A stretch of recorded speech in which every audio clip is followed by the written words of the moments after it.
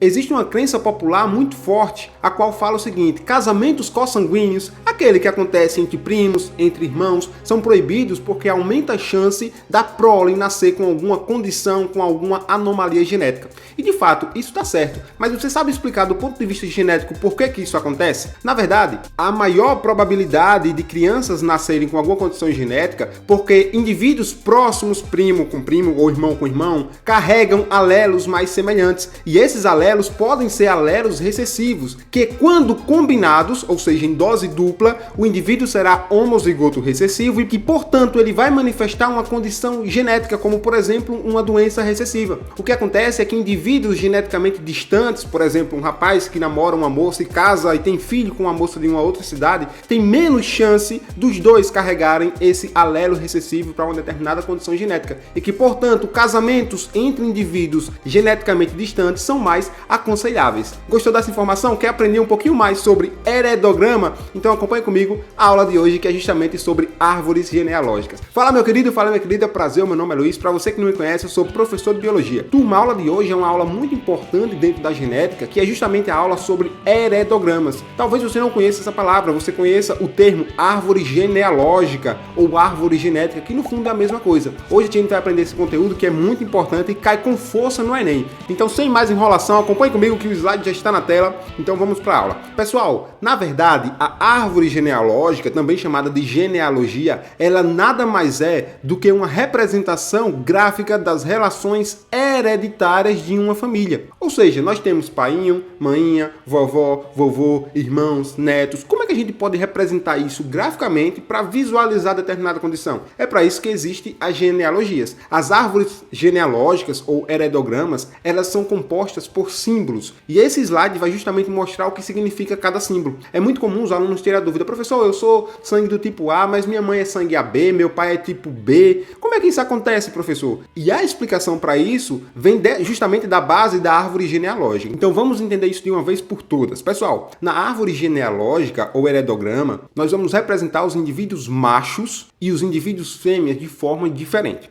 A primeira coisa que você tem que ter noção é que a árvore genealógica não serve simplesmente para a espécie humana. Ela também pode representar animais, ela pode representar plantas. O que acontece é que para a espécie humana é mais fácil da gente entender e por isso as aulas focam na árvore genealógica humana, tudo bem? Para nós, os indivíduos machos, ou seja, os homens, e os indivíduos fêmeas, as mulheres, do ponto de vista biológico, eles vão receber símbolos diferentes. Acompanhe comigo, ó. O homem, ele vai receber um quadradinho e a mulher é representada por um círculo. Isso porque no início eles perceberam que as mulheres tinham o rosto um pouco mais arredondado e os homens um pouco mais quadrado, por isso se convencionou dessa forma, tá? Então sempre que a gente observar uma árvore genealógica, os quadrados representam os homens e as bolas, os círculos, representam as mulheres. Quando esse quadrado ou essa bola está pintado, que é o que a gente está observando aqui em preto, significa dizer que esse homem, ele é afetado e essa mulher, ela também é afetada. Uma coisa que você tem que ter em mente é a seguinte: afetado não necessariamente significa dizer que a pessoa está com uma doença. Por exemplo, um indivíduo que tem o olho azul, ele pode ser afetado para o olho azul, mas o olho azul não é uma doença genética, tá entendendo? Mas claro, a maioria das questões trazem o termo afetado quando representam uma doença, uma polidactilia, por exemplo, um albinismo, calvície e outros exemplos mais.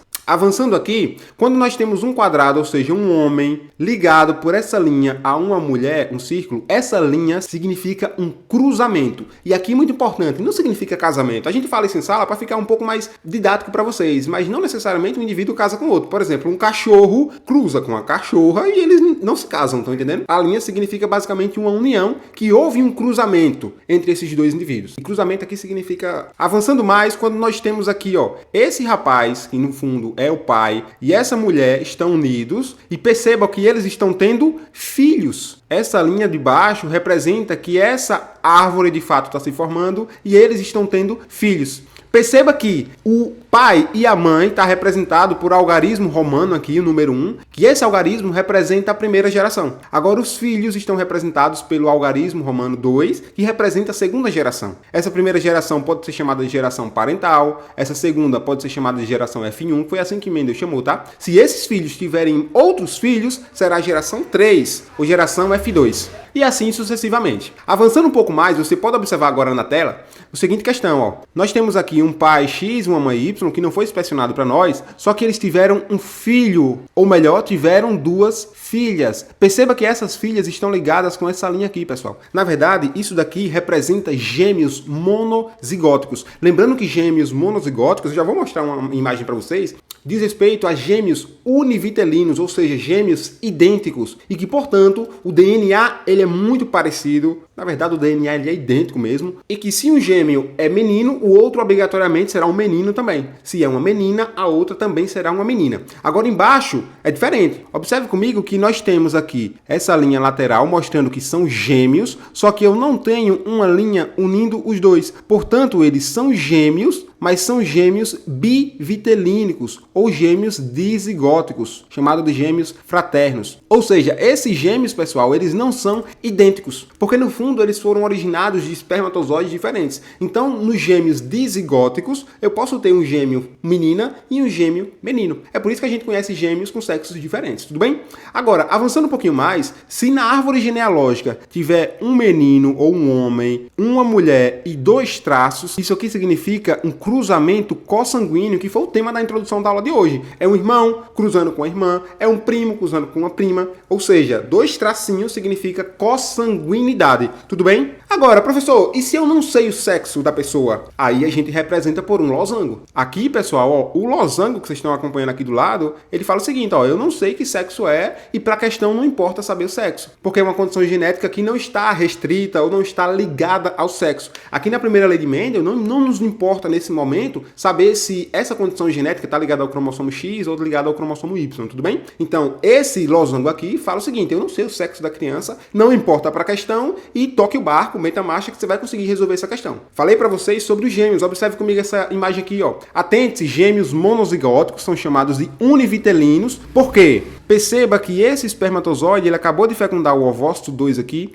e assim que ele fecundou, esse ovócito 2, ele teve uma divisão celular. Ou seja, é o mesmo DNA que estava nesse espermatozoide, se ligando com o mesmo DNA desse ovócito. Logo em seguida, o ovócito tem uma divisão celular e vai originar dois embriões diferentes. Por isso, eles vão compartilhar a mesma placenta. E é aqui muito comum que a gente observa no jornal, principalmente, gêmeos grudados, unidos um ao outro. Por exemplo, esses são gêmeos monozigóticos, frutos de uma única fecundação de um espermatozoide com um ovócito. Agora, à direita, nós estamos observando gêmeos bivitelinos, chamados de gêmeos dizigóticos. Perceba que essa mulher, ela ovulou duas vezes. Ao invés de ovular uma única vez, por exemplo, do lado direito ou do lado esquerdo do útero, o ovário liberando esses óvulos, ela ovulou duas vezes. Desse modo, se são ovócitos ou óvulos diferentes, quer dizer que espermatozoides diferentes vão fecundar esses ovócitos e que por isso pode ter um espermatozoide que vai levar um X e vai desenvolver uma menina, ou pode ter espermatozoide que vai levar um Y e aí pode desenvolver um menino, por isso que tem sexos diferentes. Trouxe essa imagem aqui porque eu achei ela muito didática, só para você não ficar boiando nessa questão dos gêmeos monozigóticos ou dizigóticos, tudo bem? Agora vamos aprender a resolver esse heredograma, que é o que no fundo que você clicou nessa aula de hoje. Veja só, para resolver um heredograma a gente tem um macete. A gente tem que observar os pais que são iguais e os filhos que são diferentes. Aqui para a primeira lei de Mendel. Então observe um casal com o mesmo fenótipo e o filho com um fenótipo diferente. Vamos procurar aqui no heredograma? Veja só, aqui eu tenho um pai, uma mãe. A mãe ela é afetada e eu ainda não sei dizer se essa característica afetada é dominante ou recessiva. Eu tenho um pai afetado aqui, uma mãe normal ou típica. Olha para aqui, eu tenho um pai normal, uma mãe normal e um filho afetado. Pronto, é aqui que eu vou começar a minha brincadeira. Olha a letra A.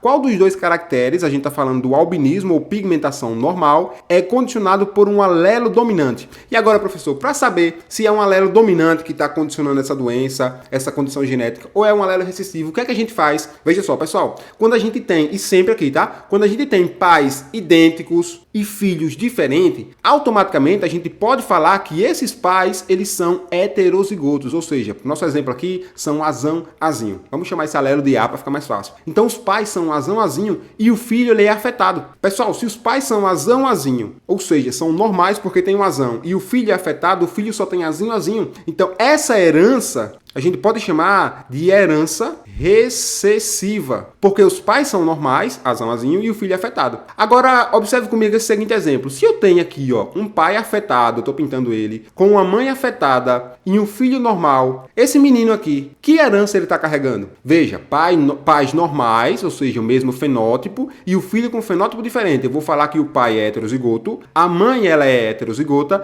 e o filho é homozigoto. Agora perceba comigo, o pai tá afetado, a mãe tá afetada e o filho não. Isso quer dizer que aqui é uma herança dominante, porque o pai está afetado, ele tem um azão. A mãe está afetada, ela também tem um azão. O filho não está afetado e só tem azinho, azinho. Portanto, essa herança, essa condição, ela é dominante. Fechou? Vamos voltar para o nosso exemplo aqui. O que é que eu estou falando para vocês? Observe os pais iguais e o filho que é diferente. A gente acabou de observar isso aqui e a gente chegou na conclusão que aqui é uma herança recessiva. Respondemos a letra A. Olha a letra B. Qual o genótipo de cada indivíduo apresentado? Agora a gente tem que descobrir o genótipo de todo mundo ou tentar o máximo possível. Gente, se eu já sei que essa filha aqui, ó, da geração 3, a filha 1, ela é homozigota, recessiva e ela é afetada, isso quer dizer que essa mãe aqui, ó, ela é afetada também e esse cara aqui, que é o avô, na verdade, ele também está afetado. Tem como descobrir o genótipo de todo mundo? Vamos tentar. Veja só.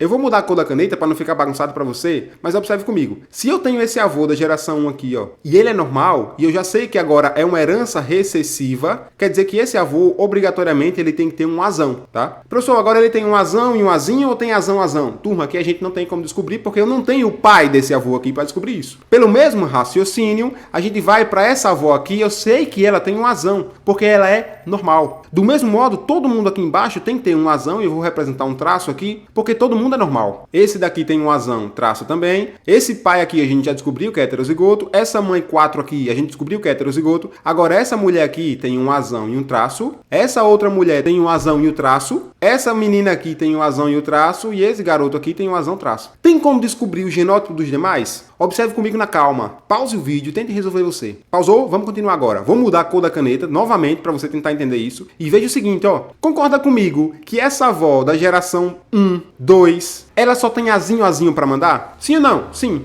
Isso quer dizer que na geração 2, geração F1 aqui, ó, geração 2, esse primeiro indivíduo aqui, ele é azão, ou seja, ela é azão porque ela obrigatoriamente recebeu esse azão do pai dela. Mas a mãe dela só tem azinho, azinho para mandar. Então ela é azão, azinho. Pelo mesmo raciocínio, o irmão dela, esse 2 aqui, ele tem um azão que veio do pai e obrigatoriamente a mãe dele tem que mandar um azinho, porque ela só tem azinho para mandar. Então ele é azão, azinho. Assim como o irmão dele, que é o caso que a gente está observando, tá? Do lado de cá, nós temos na geração 1, a mulher número 4, eu não sei se ela é azão, azão ou azão, azinho, mas tem como saber os filhos. Perceba que esse filho 5 aqui, ele tem um azão, então obrigatoriamente esse azão só pode ter vindo da mãe, porque o pai só tem azinho, azinho. Então ele é azão, azinho. Pelo mesmo raciocínio, o pai só pode mandar azinho, então esse indivíduo 6 aqui, essa mulher, é azão, azinho também. Tem como descobrir agora o genótipo dessa geração 3 aqui, dos indivíduos 2 e 3? Não tem como descobrir, pessoal. Porque, ó, esse pai pode ter mandado o azão que tá aqui, mas a mãe pode ter mandado o azão também. Então eu não sei se esse menino, essa menina é azão, azão ou azão, azinho. Pelo mesmo raciocínio, eu também não sei se esse indivíduo 3 vai ser azão, azão ou azão, azinho. Então, qual o genótipo de cada indivíduo apresentado? A gente acabou de descobrir o genótipo de cada um, ou tentou pelo menos. Olha a pergunta C. O indivíduo 2 da geração 2 é homozigoto? Quem é o indivíduo 2 da geração 2? Ó, aqui é a geração 2, esse é o indivíduo 2. É homozigoto? Não, ele é heterozigoto, ele é azão, azinho, então tá errado, tá? Olha a última pergunta. O gene responsável pela característica é holândrico. Que diacho é holândrico, professor? Gente, do grego, holos significa completo e ândrico diz respeito ao sexo masculino. Por exemplo, o androceu nas plantas é a parte masculina da planta. Holo, masculino completo. Ou seja, esse gene ele afeta só homens ou afeta só mulheres? Ou não tem distinção? Você olha para a árvore aqui, eu vou limpar para você, mas você consegue observar que afeta, ó, mulher, afeta homem também. Portanto, eu não posso falar que esse gene ele é holândrico, porque ele afeta tanto o homem quanto mulher. Show de bola? Espero que você esteja gostando da aula. Não acabou, a gente vai resolver questão agora, mas eu estou dando uma pausa para a hora do recreio. Pessoal, de coração, se você está gostando da aula, inscreva-se no canal.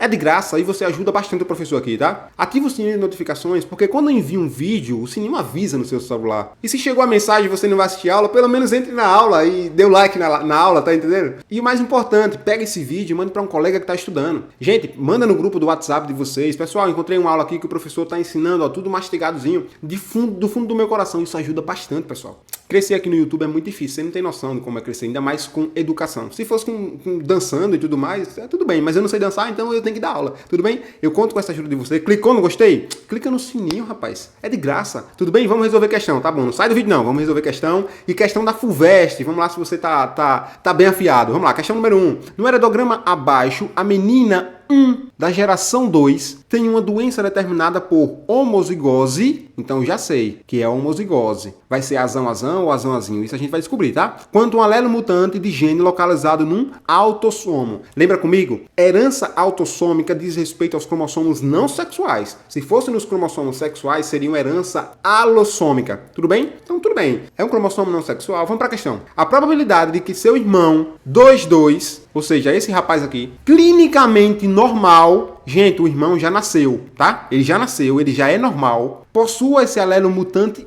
E agora, esse alelo mutante é dominante ou recessivo? A primeira coisa que a gente tem que descobrir. Como é que a gente faz? Pais normais ou pais com fenótipo idêntico têm filho diferente. A gente só tem um pai aqui para analisar, ó. O pai, ele tem o fenótipo, a mãe tem o mesmo fenótipo, mas tem um filho diferente. O que é que a gente coloca? Eles são obrigatoriamente heterozigotos, mas o filho vai ser homozigoto recessivo. Tá afetando quem? O homozigoto recessivo. Então isso é uma herança recessiva e não uma herança dominante.